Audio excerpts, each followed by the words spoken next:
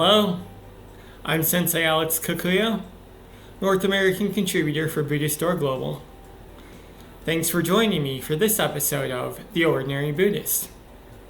The title of today's Dharma talk is Learning to Let Go. Before we get into that, please subscribe and hit the notification bell. That way you'll be notified when I post talks in the future. If you wouldn't mind hitting the like button, that'd be great too.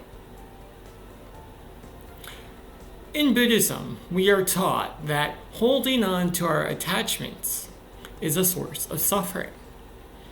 But what does that mean exactly?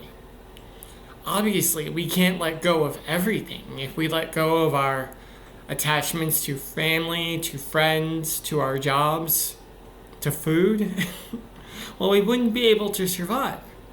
And yet, it cannot be denied that holding on to some attachments does in fact cause suffering for ourselves and others.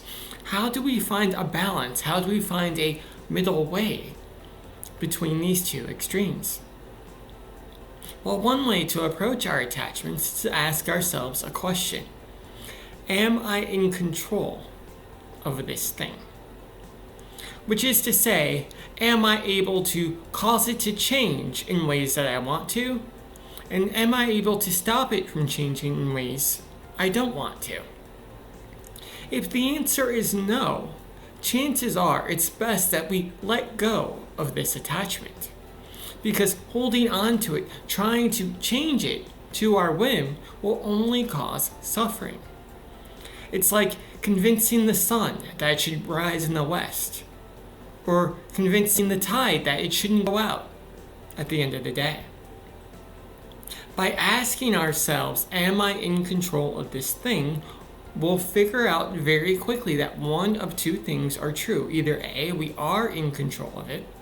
This is something that we can change, in which case we should change it in such a way that it does not cause suffering for ourselves and others.